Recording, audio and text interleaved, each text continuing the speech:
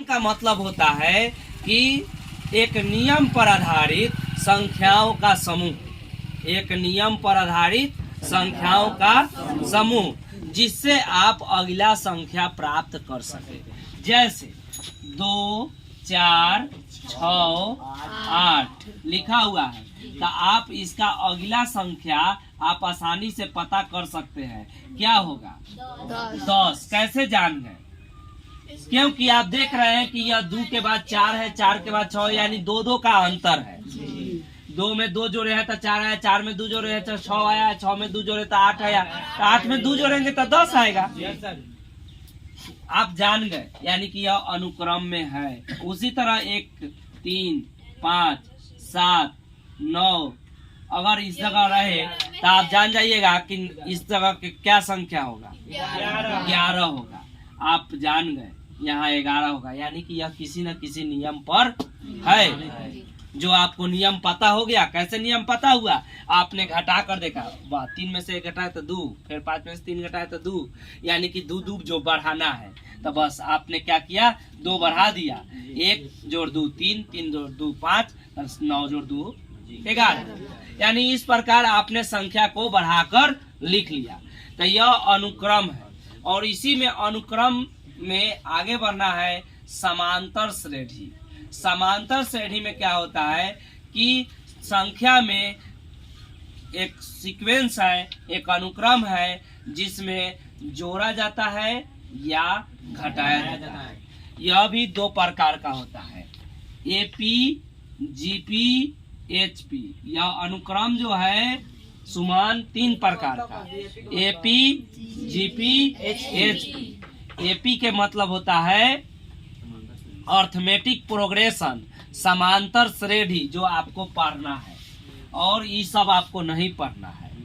ठीक है, इसका मतलब है हार्मोनिक प्रोग्रेशन, ये सब आपको नहीं पढ़ना है, इसलिए इस पर चर्चा नहीं करेंगे। हम लोग चर्चा करेंगे एपी पर। एपी पहले समांतर श्रेणी कहते किसको? माने अभी हम बताए कि जो बराबर संख्या जोड़े चाहे घटाए, जैसे 2 है, यहाँ 2 में से 2 घटाएंगे तो 0, 0 में से 2 घटाएंगे तो -2, -2 में से 2 घटाएंगे तो -4, -4 में से -2 घटाएंगे तो -6। ये भी क्या है? ये भी समांतर श्रेणी है।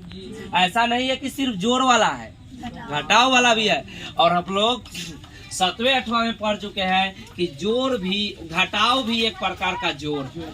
जैसे 4 में से 2 घटाना है उधर तो 2 आएगा, और 4 जोड़ -2 लिखा हुआ है तो क्या आएगा? तो ये तो 2 ही आएगा।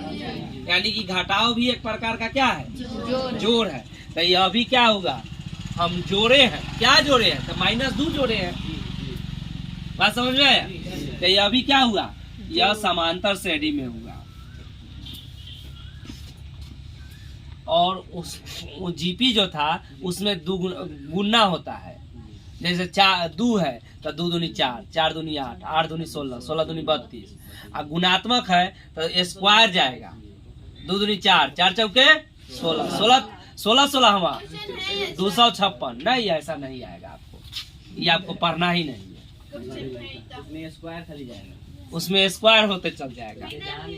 ठीक है, तो अभी हमने देखा समांतर श्रेणी। समांतर श्रेणी में आपको यह पढ़ लेना है। सबसे पहले आपको एक फॉर्मूला याद करना है कि किसी का टर्म ज्ञात करना। जैसे अभी आपने देखा 2, 4, 6, 8, 10। यहाँ पर देख रहे हैं आप फॉर्मूला, तो अगर ई तो है तो 10 जोड़ 2 12 आप पता कर लीजिए। लेकिन कहेगा, आया उदय कह रहा है कि आप तो ये ज्ञात कर लिए, आप 125वां पद ज्ञात करिए। तब तो आप कहिएगा बालिका 2 जोड़ते जोड़ते तो बहुत देर लगेगा। तो इसके लिए आपको एक फॉर्मूला है। क्या है? TN कहा जाता है। T का मतलब होता है टर्म, टर्म का मतलब पद, और N का मतलब होता है निरू, एनवा पद, माने कैमा पद। तो 125, तो T के जगह पर क्या, N के जगह पर क्या हो जाएगा? 125। माने आपको कैमा पद निकालना है? 125वां पद निकालना है। तो इसका फॉर्मूला होता है A + N - 1 × D। ठीक है, तो A का मतलब होता है पहला पद, ए का मतलब होता है पहला पद, तो ये क्या है, ये दिखाई दे रहा है 2। और एन अभी बताए हैं, एन कितना है 125, और डी निकालना है, तो डी का मतलब होता है डिफरेंस, अंतर, डिफरेंस, अंतर कितना है। इसको सर्वांतर कहा जाता है। सर्वांतर कहने का मतलब होता है सुमन कि सभी में का अंतर, इसमें से भी घटाओ तो ये 2 आएगा, 8 में से 6 घटाओ तब भी 2 आएगा, 10 में से 8 घटाओ तब भी 2 ही आएगा, इसलिए इसको कहा जाता है सर्वांतर, माने सब में का अंतर कितना है 2 है। तो डी का फॉर्मूला होता है खुशी T2 माइनस T1, T2 क्या है 4, देख रहे T2 का मतलब दूसरा टर्म, दूसरा पद, तो दूसरा पद क्या है, और T1 का मतलब पहला पद क्या है 4 में से 2 घटाइए 2। अब देखिए आप फार्मूला पर बैठाइए, ए कितना आया है आपको 2 प्लस एन कितना है 125 घटाओ ए बराबर गुने डी है, तो डी के जगह पर ना बोल रहे नीरू कुमारी। चलिए तो 2 प्लस 125 में से 1 घटेगा तो कितना आएगा 124 दूनी क्या होगा 248, 248 में 2 जोड़ दीजिए, देख रहे हैं 125वां पद कितना आ गया 250। इसी तरह आपको निकालना होगा, ठीक। और पूरा का पूरा पाठ ऐसी पर आधारित है, इसी पर बनेगा। और एक अंतिम क्वेश्चन इस पाठ में है समांतर माध्य निकालना। तो समांतर माध्य निकलता है, दोनों संख्या को जोड़ दीजिए, 2 से भाग दे दीजिए, यानी कि a प्लस बी बटा 2।